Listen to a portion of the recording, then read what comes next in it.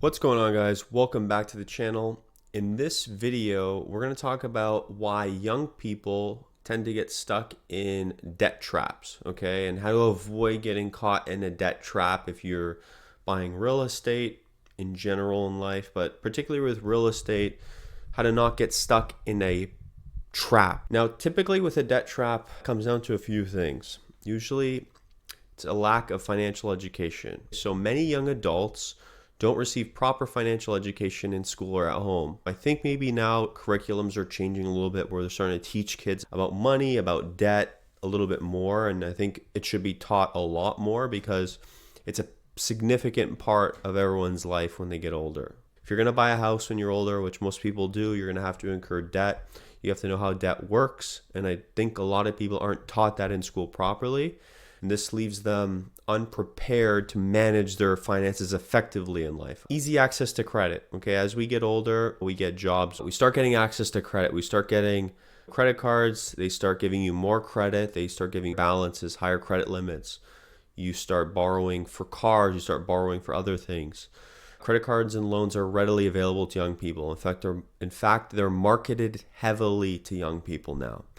This can lead to overspending, accumulating debt quickly, accumulating the wrong debt, credit card debt, which is 25% interest or sometimes higher per year, right? If you hold that kind of debt for a long term, it snowballs and gets bigger and it's terrible. So it happens, unfortunately, okay? And this is a significant problem for people. We got social pressure and also lifestyle inflation, right? There's pressure to keep up with peers and people around, right? And maintain a certain lifestyle. We feel like we need to keep up, so we feel like we need to spend more to kind of stay in line with other people that are in our lives, right? It's kind of like keeping up with the Joneses, but with literally on steroids now because we all are on social media. We see how people are living every single day. And this can obviously result in spending beyond your own means. Huge part of debt traps is also rising costs, right? So this is the cost of living, especially housing and education has increased significantly. Think about how much it costs to just go to school nowadays. Obviously, we know housing is very expensive. But just education, to go to university, it costs way more than it used to. This makes it harder for young people to make ends meet, right? So young people are really at the kind of bottom end of the stick, in my personal opinion, right now, in terms of getting their life started, their kind of assets started, building their assets, jobs. It's tough for them. So we're going to go into common debt traps now. Common debt traps, these are things like credit cards, okay? High interest rates can make it difficult to pay off balances. We said that, when you have a credit card balance, every year, if you don't pay it off, it goes up by 25% effectively. Minimum payments can lead to long-term debt. So if you're only making that minimum payment, you're not paying off the full balance, it can lead to significant long-term debt. I don't know if you've noticed, but there's a lot of buy now, pay later services. Maybe you've seen companies like, I think it's Affirm, there's a few others, but it's like, even if it comes to like a $100 thing or $200 thing, you're going to Best Buy and you want to buy something like a new gadget or something. Now there's these things where you can finance a purchase like that at 5%, 10%, sometimes maybe it's 0%, which is, maybe that makes sense. But even in those cases, you got to be careful. Maybe there's fine print where they charge you more and there's hidden fees, right? But the fact that now we can finance, right? You can finance a small purchase that's $100.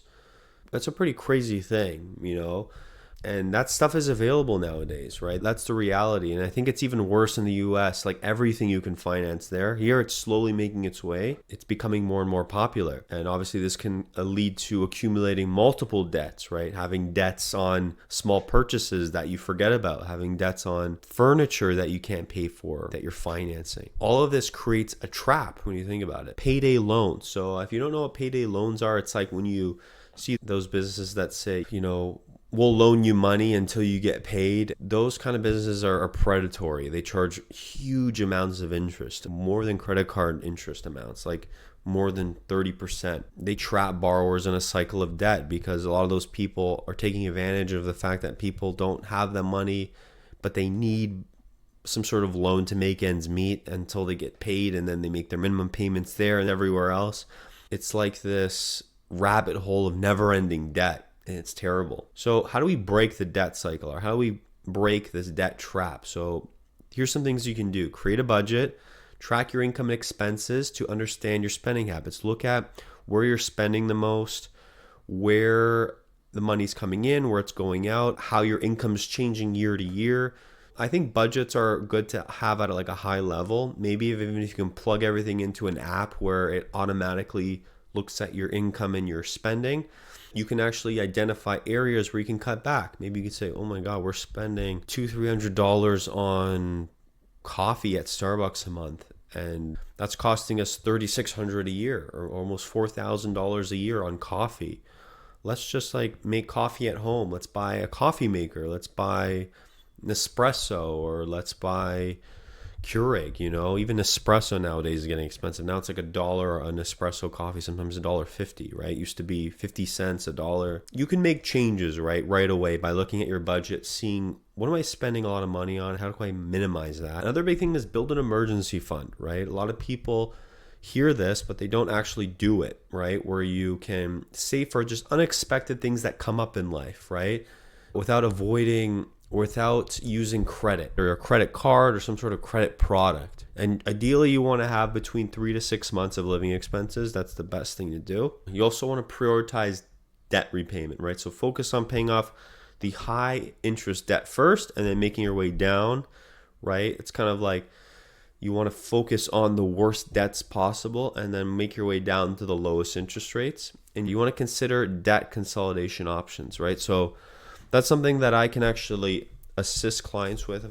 If a client comes to me and they have a mortgage, but they also have credit card debt and other debts that they've accumulated over the last couple of years, effectively what you can do is refinance your mortgage, right? And then you can have a bit of a higher mortgage, lower interest rate, but then you can pay off those high debts.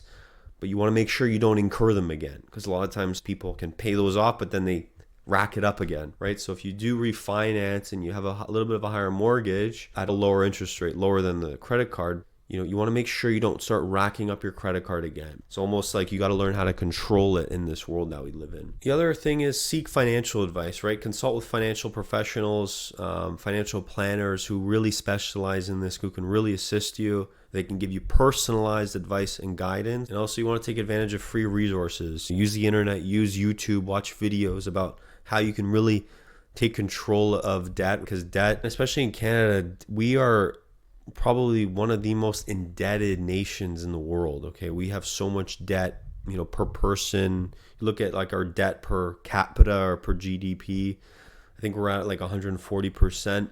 It's really high in Canada. People are in a lot of debt here, and if interest rates keep going up, it's going to lead to a bad scenario for people. So I think if you are able to get in front of it right now, get in front of it, because issues arise when you lose income. If you lose a job, that's when debt cycles and debt traps get worse, because then you don't have the money to pay the debt and the debt increases. So it's a tough scenario. And I hope that, if you need help, if you need to consolidate debt, if you have debts right now, I can help you with that. If you, especially if you have a mortgage, please reach out to me. I'll leave all my info down below. If you're in any province in Canada, I'll look at your situation, determine if I can help you.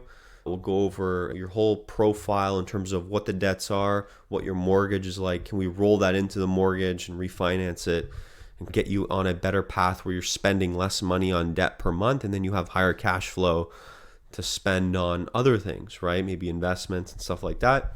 So feel free to reach out to me. I would love to help you guys out. Of course, if you guys enjoyed this video, please hit like and subscribe for more videos. And until the next one, guys, take care.